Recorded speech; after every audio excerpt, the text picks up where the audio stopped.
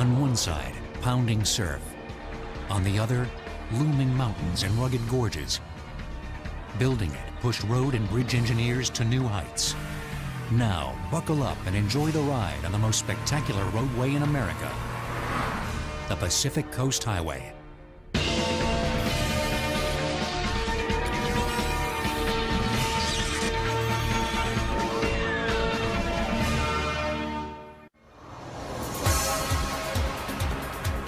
It took decades for construction crews to carve out, build up, bridge over, tunnel through, and blast their way up all of America's West Coast. The Pacific Coast Highway has become the generally accepted name of the nearly 1,700-mile-long highway system that runs from Mexico to Canada. The overall route is made up of 3 designated roads. The southernmost 79 miles is now the 5 Freeway, a multi-lane thoroughfare to accommodate all types of traffic, including commerce, military, and commuters. Just below California's San Juan Capistrano, Highway 1 begins its 639-mile scenic route. It moves through exclusive beachfront communities, including the movie star colony of Malibu. Built to celebrate some of the most beautiful coastline in the world, the Pacific Coast Highway is an integral part of the Southern California lifestyle. In Central California, Route 1 takes on a whole new personality as it clings to the very edge of the coastal mountain range and passes over some uniquely devised bridges. The bridges were all designed by engineers from the Division of Highways, and they constitute some of the most spectacular bridges that we have in the state today. Halfway up California, the road crosses over one of the greatest engineering feats of all time, San Francisco's Golden Gate Bridge. In the northern half of the state, Route 1 hugs the thinly populated shoreline. It's in this area that California Route 1 gives up and lets Highway 101 take over. The 101 serves nearly all of Oregon's coastline and features an impressive set of brilliantly engineered bridges. Then it continues on through the wilds of Washington to the very northwest corner of the continental United States. While the spectacular vistas and unique wildlife attract many tourists all along the Pacific Coast Highway, it is one of those rare cases where a road has become a destination in itself.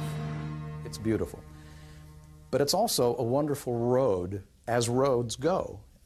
It twirls, it climbs, it drops, and if you have a responsive sports car or a motorcycle, Pacific Coast Highway is the way you want to go because it's just great fun. At the same time, it can be a little bit challenging, a little intimidating because it is risky. It's not a terribly safe road as highways go.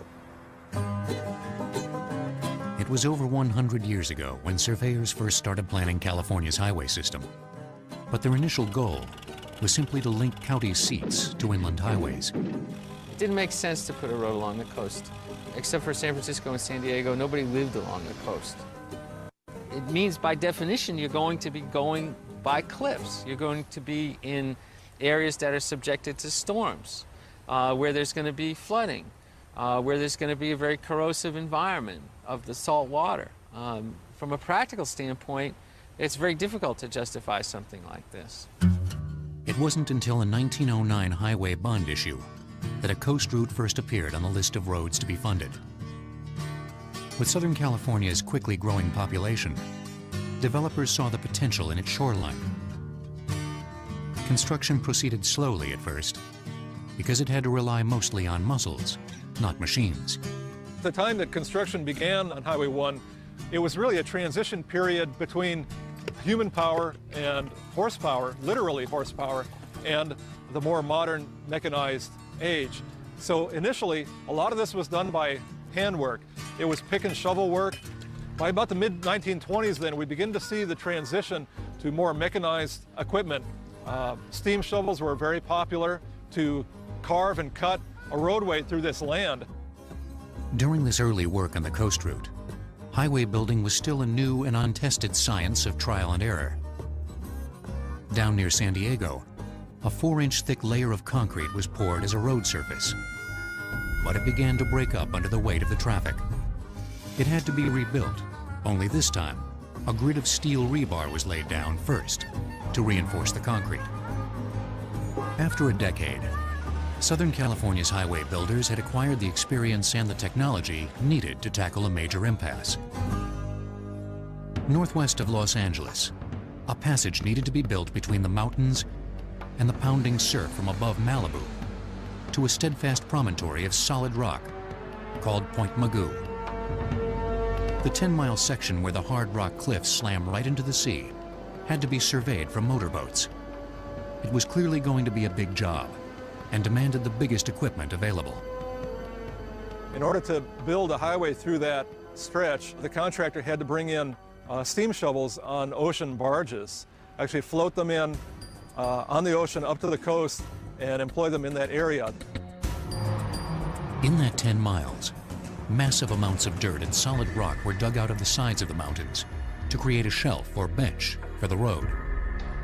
Benching is a technique where they'll put in heavy equipment to simply cut a bench into the hillside onto which the road can be placed. Now, from time to time, they may actually have to start even higher up on the hillside to create a bench and then work their way down to the level where the roadway will eventually run.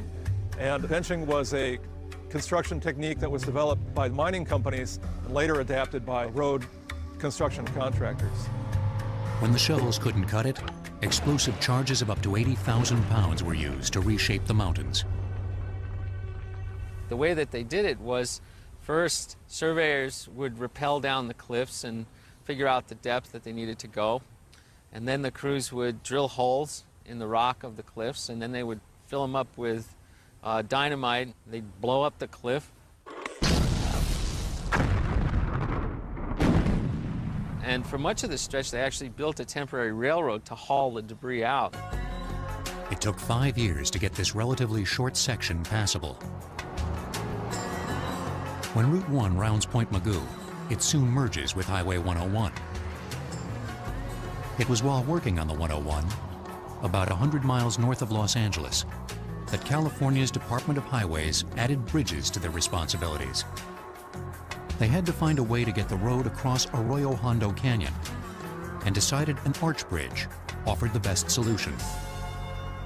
In its basic form, an arch bridge is structurally sound because of the way gravity compresses its elements and distributes its weight down to the ground.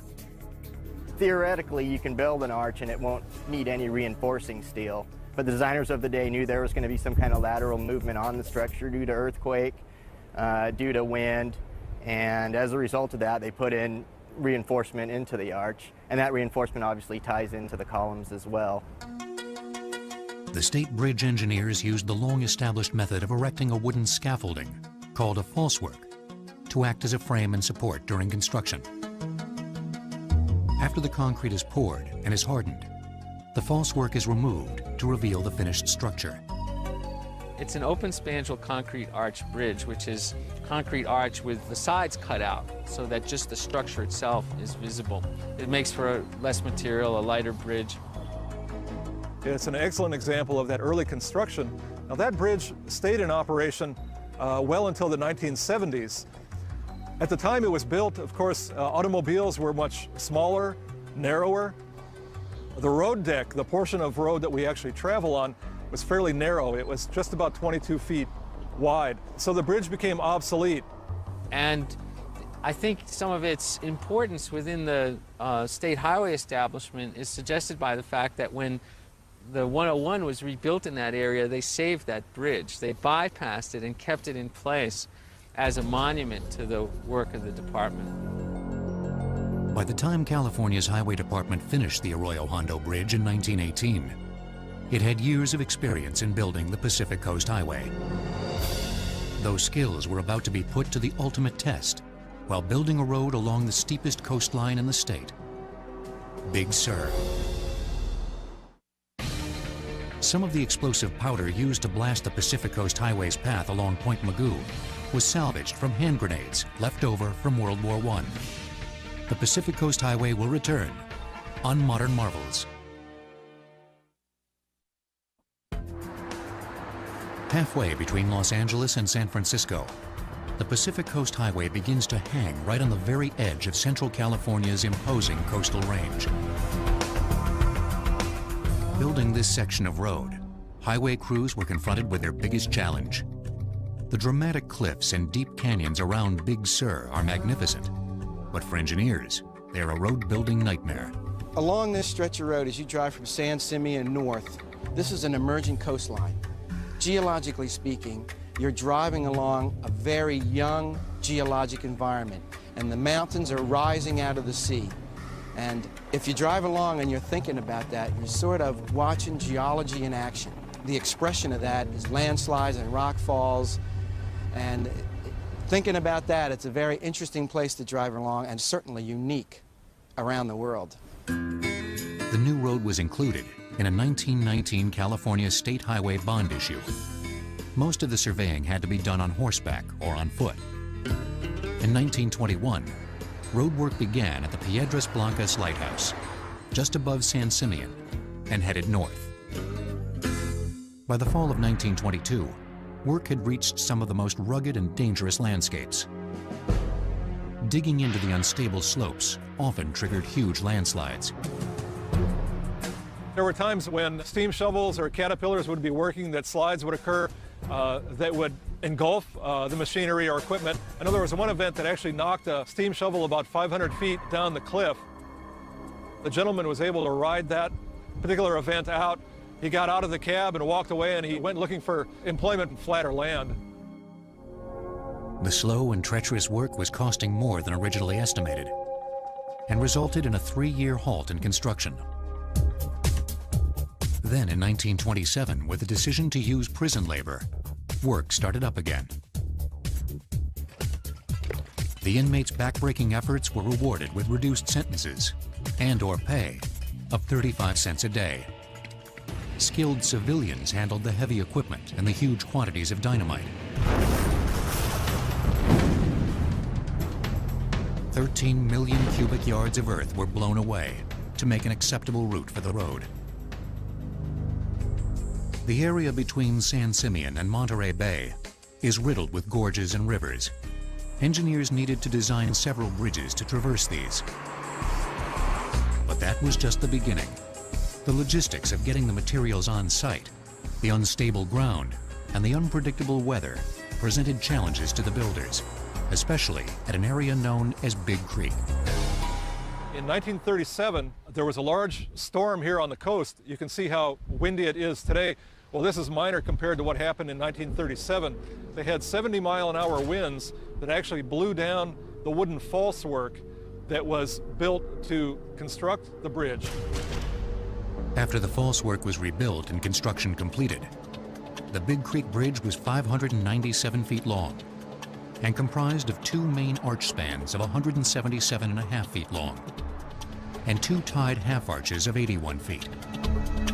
But perhaps the bridge's real genius is in the 2 34.5-foot long swing spans that rest but are not attached to the abutments on either side of the canyon. At both ends of the bridge, you'll see these half arches, which are cantilevered off of the towers. This enables the deck to float free of the abutments. The surrounding hillsides were deemed to be so unstable that it was necessary to not tie the road deck or the bridge deck into the abutments, allowing the bridge to float free, so that if there was landslide or movement at either end of the bridge would not be disturbed or torn away by that landslide. Toward the northern end of this section of highway stands one of the most aesthetically spectacular and photographed spans in the world, the Bixby Bridge. Bixby Bridge is known around the world for its beautiful design. It's an interesting bridge because, of course, it's on a curve. And initially, when they were looking at how to cross that enormous canyon, they looked at a variety of options. One would have been a tunnel through the mountain and a smaller bridge farther up the canyon.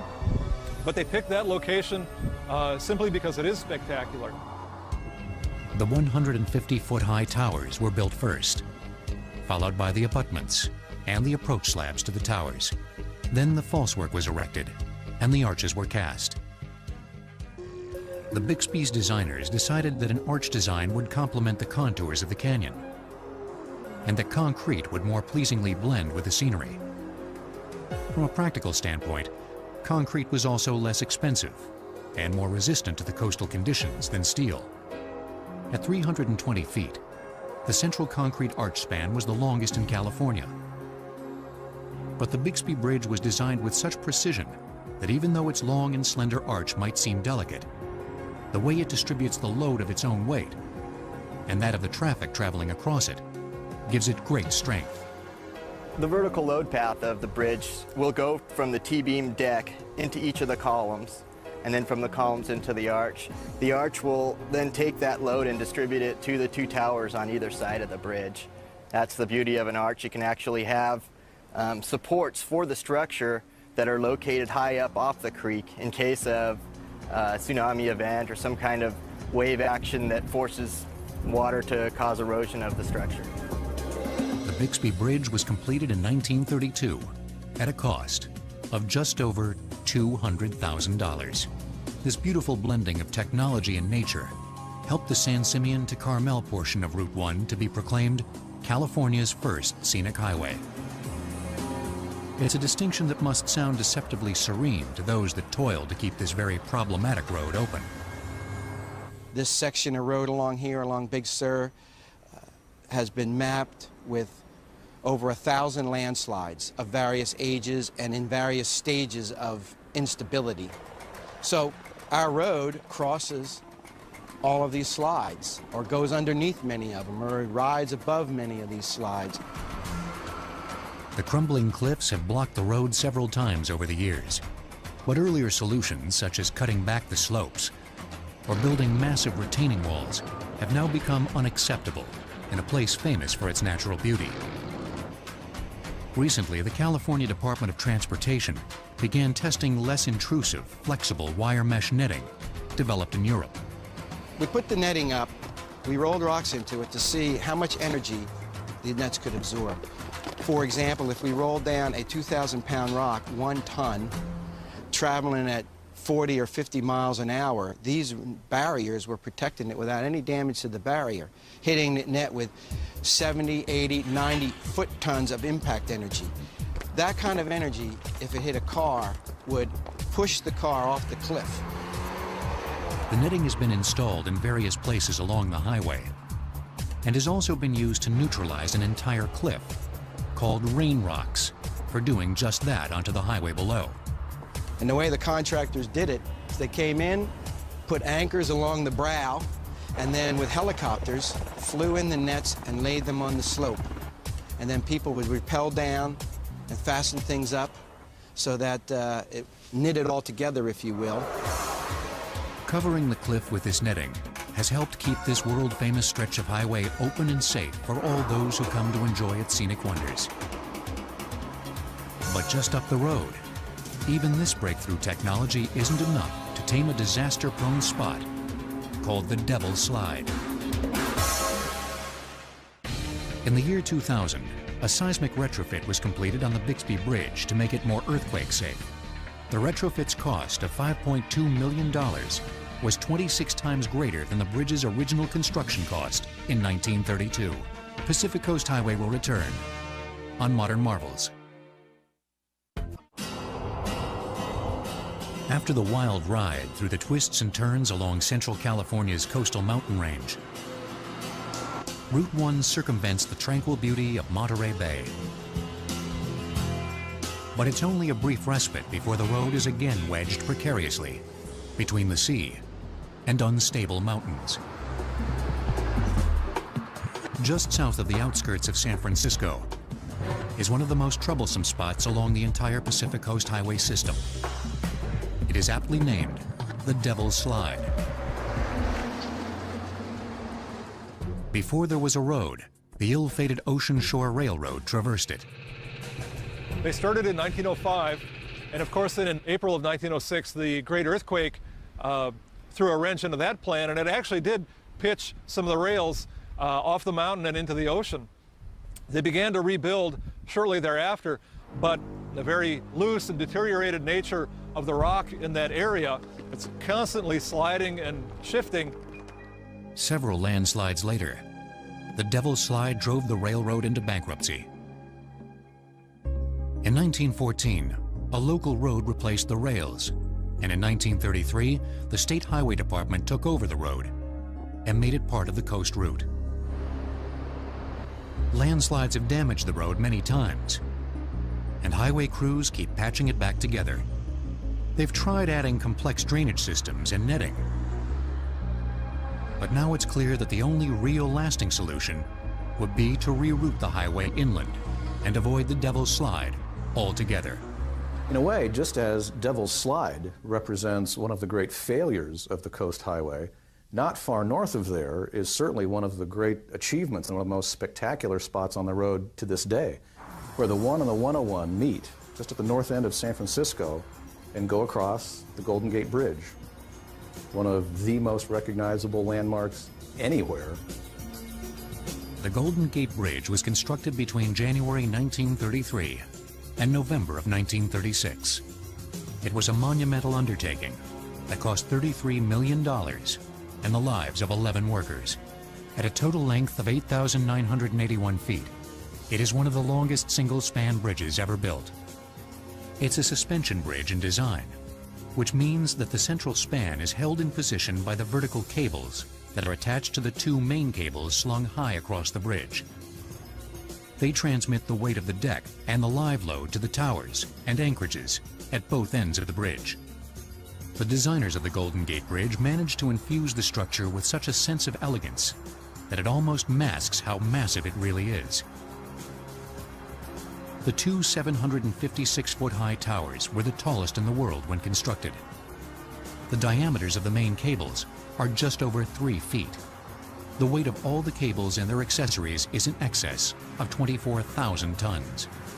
In the Golden Gate Bridge, it was clear the builders knew they were doing something special. You look at the thing today, and unlike the gray or silver, blending colors of virtually any other bridge you can think of, the Golden Gate is this bright red-orange. It stands out. It calls attention to itself. It says, hey, I'm here. We did this. On the grade at the northern end of the Golden Gate Bridge is the Waldo Tunnel. The original one-bore tunnel was completed in 1937. By the 1950s, the increase in traffic made it necessary to widen the highway. But to widen the tunnel would have required the closure of this vital artery into San Francisco. The solution was to drill a second bore through the mountain to accommodate the 2 new lanes of highway. Not too far beyond the Waldo Tunnel, the coast route heads back to the shoreline and reverts to a 2-lane, very windy road. Northern California's constantly shifting ground results in bulges and sags in the roadway, and is the reason why asphalt, instead of concrete, is the most practical road surface under these conditions. Asphalt's used on a lot of roadways, and one of the main reasons it works in California, and particularly on Highway 1, is the fact that it's flexible. The road base itself is flexible, and the asphalt on top is also flexible in that when the land underneath moves, which it does a lot out here, and particularly on the coast, the road moves with it. And also repairs are very easy if you have to go out and make one, whereas with concrete, once it breaks, it's very difficult to go in and repair it. It does not flex in the same way that asphalt does. About 200 miles north of San Francisco, Highway 1 cuts inland for the last time, and Highway 101 becomes the coast route from here on. The decision was made that it would be just too hard, too expensive, and would serve too few travelers to warrant continuing Route 1 all the way up Northern California's mountainous coast. Road builders carved the path of the 101 through majestic redwood groves found along the banks of the Eel River. But keeping the road off the coast didn't mean it was safe from disaster. In 1964, tropical rains and a quickly melting snowpack turned the Eel River into a roaring torrent.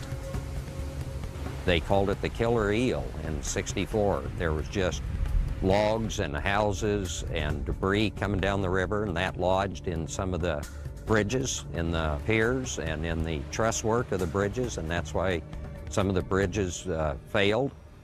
over 150 miles of this section of the highway were flooded, leaving damaged road and debris that would take months to clean up. Plans had already been in the works to widen the road in this area.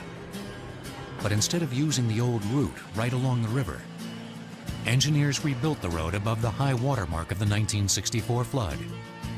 Now travelers were assured a safer passage up to Oregon, where the dramatic coastline and wetter environment confronted road and bridge builders with a new set of challenges. A 1995 landslide closed the coast highway at the Devil's Slide for 5 months. It cost nearly $1.5 million to reopen the road. The Pacific Coast Highway will return on Modern Marvels. When the US 101 crosses the border from California into Oregon, it becomes what is now referred to as the Pacific Coast Scenic Byway. The nearly 400-mile route along Oregon's sometimes jagged and often rain-soaked shore began with just 2 miles of pavement in 1914 and took over 18 years to complete. A major bridge building program was also funded. Many of the most dramatic and artful spans were designed by Oregon's master bridge builder, a man named Condi B. McCullough.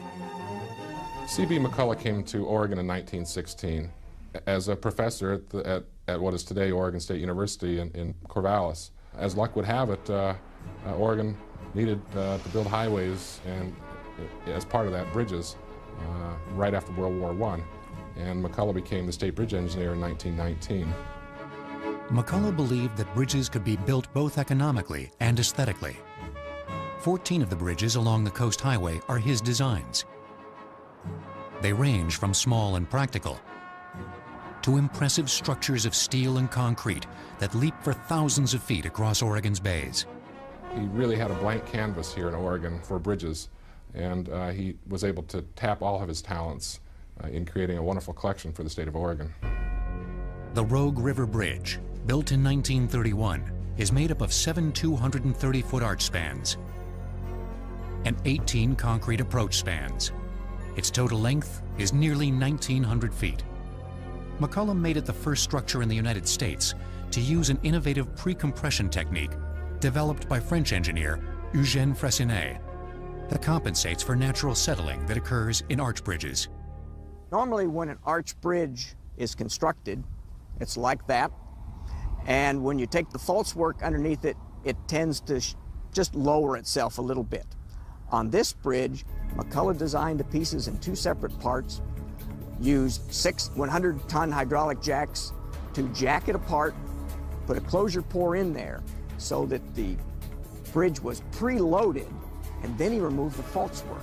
So as a result, here we are nearly 80 years later, and the bridge is just nice and level. The Freycinet method also enabled McCullough to use less steel and concrete, which allowed him to incorporate thinner ribs that add to the aesthetic appeal of the bridge. Further up the coast, work began on the Coos Bay Bridge in 1934. At 5,305 feet, it's the longest and most expensive of the McCullough-designed bridges. He chose a steel cantilever truss because the volume of shipping made a drawbridge impractical. The cantilever truss enabled McCullough to build a high and wide shipping channel. It consists of anchor arms, spanning from the abutments to the main piers, cantilever arms that form part of the main span, and a suspended span, which is hung from the ends of the 2 cantilever arms to bridge the gap between them. Each of the anchor arms balances the weight of the corresponding cantilever arm. The 2 main towers that support the truss rise 280 feet above the water. The flanking spans of it are very large concrete arch structures. They are decorated in McCullough-style Art Deco. But you don't really appreciate Gothic arches in a structure until you drive onto the bridge and you go through the truss, because the cross members form Gothic arches in themselves, and you have the feeling that you're driving through a cathedral. At Cape Creek, McCullough paid his respects to the ancient bridge builders of Europe with a Roman aqueduct-inspired design. Well, here again, McCullough is finding the best bridge for the location. He has sandy soil foundations there that cannot really handle the heavy load of a bridge at particular locations. His goal here is to disperse the bridge's load. So how do you do that? You put it on many, many feet or many legs. And he achieved that through his use of a double-deck viaduct. And then he threw his little arch over Cape Creek. In the city of Newport stands the 3,223-foot-long Yaquina Bay Bridge. Built in 1936, McCullough avoided building one bridge on a gigantic scale by designing what is in essence a series of small, sturdy bridges that are linked together across the bay. It's a wonderful structure with a series of reinforced concrete deck arches, a 600-foot steel through arch, another steel deck arch, and a few more reinforced concrete deck arches. This bridge has very spectacular detailing on it. Once again, very, very much of McCullough's work picks up on artistic values of Europe and applied current technology, cutting-edge technology of that time. By the time Oregon completed its coastal highway bridges in 1936, Washington had finished its portion of the 101 as well.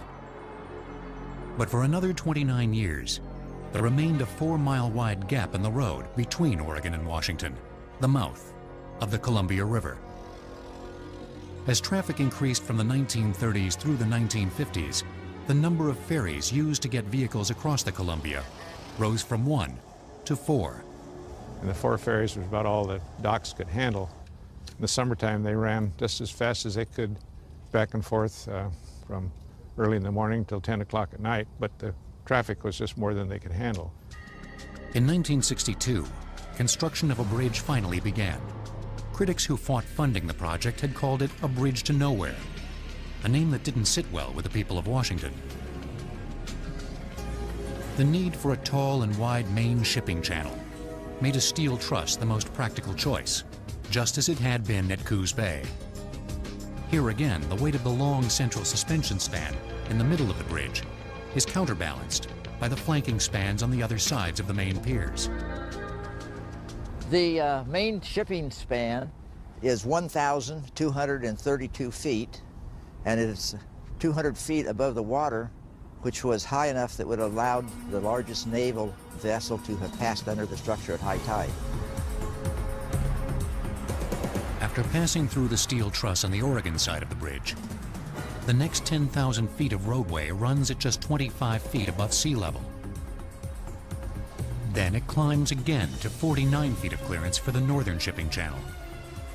Pre-stressed concrete beam spans set on sturdy concrete piers were made part of the design. They ensured that the bridge would be able to withstand not only 150-mile-an-hour winds from Pacific storms, but also the floodwaters of the Columbia River. When completed, the Astoria Bridge's 4.1-mile span connecting Astoria, Oregon to Megler, Washington, made it the longest bridge on the Pacific Coast Highway. Those who had dismissed it as the bridge to nowhere were quickly proven wrong. Within 5 months of its August 1966 opening, close to 250,000 vehicles had crossed the bridge. An uninterrupted drive along all of America's West Coast was finally complete. But the work was far from over. The dramatic and varied topography along the route of the Pacific Coast Highway that makes the road so special is also the very reason why it is one of the most difficult and expensive roads in the world to maintain. When the last of McCullough's Bay bridges was completed in 1936, tourism on Oregon's Coast Highway jumped 72% the following year. The Pacific Coast Highway will return on Modern Marvels. The Pacific Coast Highway is a road of endless maintenance challenges. Where it's sandwiched between the mountains and the sea in California, there's a never-ending battle with the natural forces of erosion. During the dry summer and early fall months, highway crews can often be found using earth-moving equipment to haul away debris and loose rock as a preventative measure. But when the winter storms return, it's one emergency after another. California has been referred to as kind of a theme park of disasters for this country. And Pacific Coast Highway is the roller coaster. When storms hit Southern California, floodwaters often rush out of the canyons and up and over portions of the road. In 1938, at Santa Monica Canyon, there was a major flood that came down, and Pacific Coast Highway was this 300-foot-long waterfall going into the ocean. But also, after it's rained, and this is sort of the joke that nature plays on us, we're all starting to dry out, and about a month to 2 months later is when all the landslides happen. Landslides can occur when the winter rains oversaturate the permeable cliffs, adding weight and lessening the cohesion of the soil. In 1958, one of the biggest occurred and became known as the Killer Slide. On the morning of March 27th, a sudden collapse left a 25-foot pile of earth on PCH. The work to reopen the road took days. They brought in a huge amount of equipment, and near the end of the construction, where they thought they had the road completely cut and was ready to go, they were making a determination as to whether the road should be reopened when the bluff suddenly cut loose again. This time, 600,000 tons of earth collapsed towards the crew below. The men on bulldozers amazingly managed to ride up onto the slide and survive, but their supervisor was on foot and wasn't able to outrun it. To avoid further catastrophes like the Killer Slide, many types of retaining walls have been erected over the years in attempts to hold back the earth in this area. But now at one site, there's an elaborately designed new structure that has pushed the science of retaining walls to another level. Some of the major features of this wall, first off, are these horizontal drains here.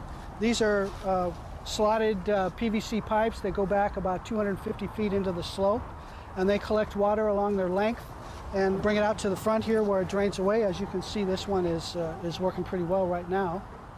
Now this is a tieback. This is drilled about 120 feet back into the hillside. It's an 8-inch diameter hole, and strands are inserted into that and grouted in place 120 feet back. And then on this side of the wall, they get tensioned, kind of like post-tension bridge, where we have a big jack we put on this side, and we pull all those strands to a specified force, and then lock it off with this big nut.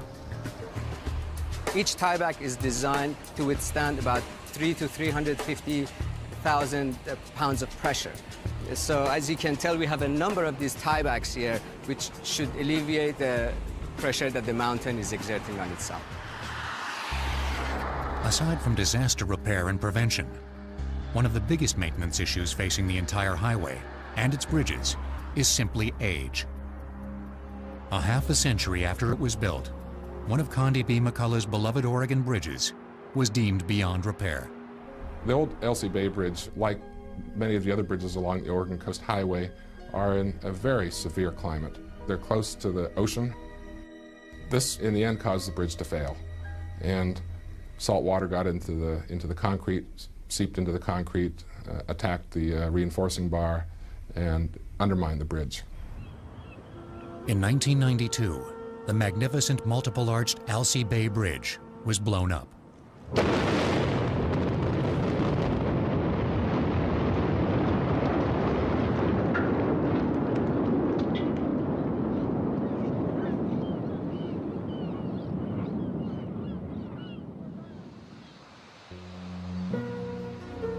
The new Elsie Bay Bridge, with its bold Y-shaped piers, is modern bridge building at its best.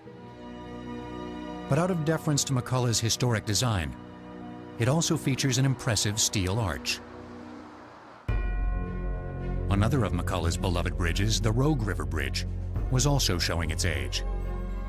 But now it's being given a new lease on life thanks to an innovative preservation method called cathodic protection.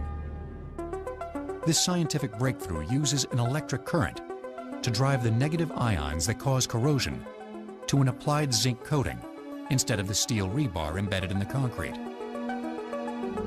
But first, the aging bridge must be thoroughly checked for any damaged concrete or exposed rebar. When the rebar corrodes, it actually expands. It can get up to 7 times its original diameter, and that causes the concrete to spall. So it's the rebar corrosion that causes most of the failure in the bridges. We have 3 preliminary surveys. 2 of them are to locate metal and then rebar that's within a ½ inch of the surface, because it will short out the zinc coating that we're putting on and bring it in contact with the rebar. And then we do a DLAM survey, which is where a guy goes over the surface and taps on every square inch with a hammer. And listens, and a hollow sound means the concrete is bad and we remove it and replace it. And a ringing sound means the concrete is good. Once any faulty concrete and rebar have been repaired or replaced, workers wearing special suits to protect their lungs from harmful overspray and their eyes from the blinding light apply the zinc coating. The zinc comes in a wire form on spools, and we feed it through a zinc machine, which actually brings the zinc up to the melting point, and we spray molten zinc onto the surface and build up a 15 to 17 mil coating. The idea is we apply a uniform zinc coating over the entire surface of the bridge, and then we make some electrical connections between that coating and the rebar and apply a low voltage current to it once the project's completed. The zinc coating sacrifices itself and will protect the bridge an estimated 15 to 20 years. Then successive coatings can be applied to extend the life of the bridge well into the future. Along with their efforts in bridge preservation, a recently built structure at Brush Creek has put the Oregon Department of Transportation at the forefront of new bridge engineering as well. We did 2 innovative things on this to help expand the life of the bridge radically. So we went to microsilica concrete, which is a very dense, low permeability concrete. That means that salt water takes forever to go through it. The other thing that we did was we used stainless steel reinforcing in the deck and the cross beams. These innovations have made the Brush Creek Bridge the first bridge designed to survive at least 120 years in the punishing coastal environment. After almost 100 years of floods, landslides, earthquakes, and the relentlessly pounding surf, the Pacific Coast Highway tenaciously clings to America's west coast. With the recent technological breakthroughs and the continuing vigilance and hard work by the state highway departments of California, Oregon, and Washington, motorists can still experience an unparalleled journey through natural beauty along a great human achievement.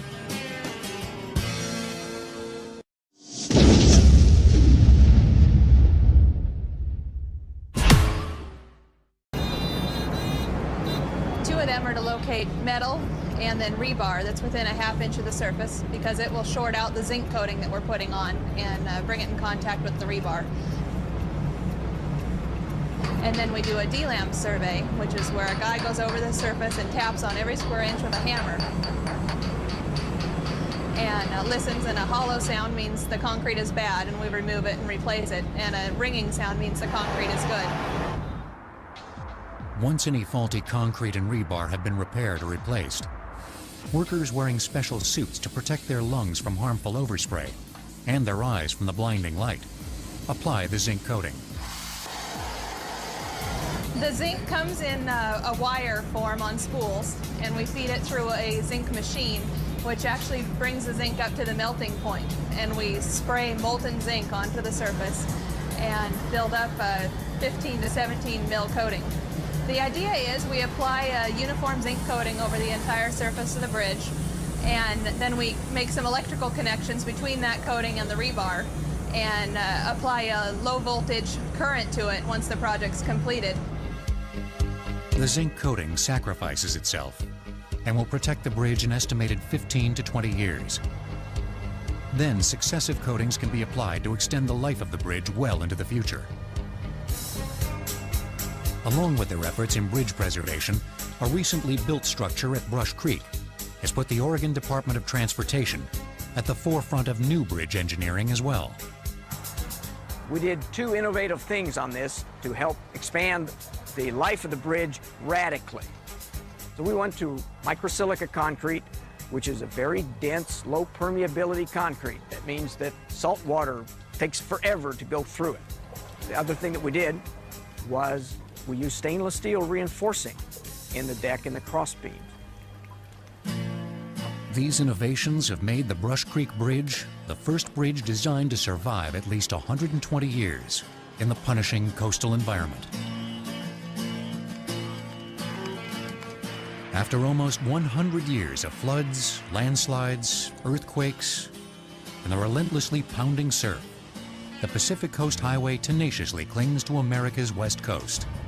With the recent technological breakthroughs and the continuing vigilance and hard work by the state highway departments of California, Oregon, and Washington, motorists can still experience an unparalleled journey through natural beauty along a great human achievement.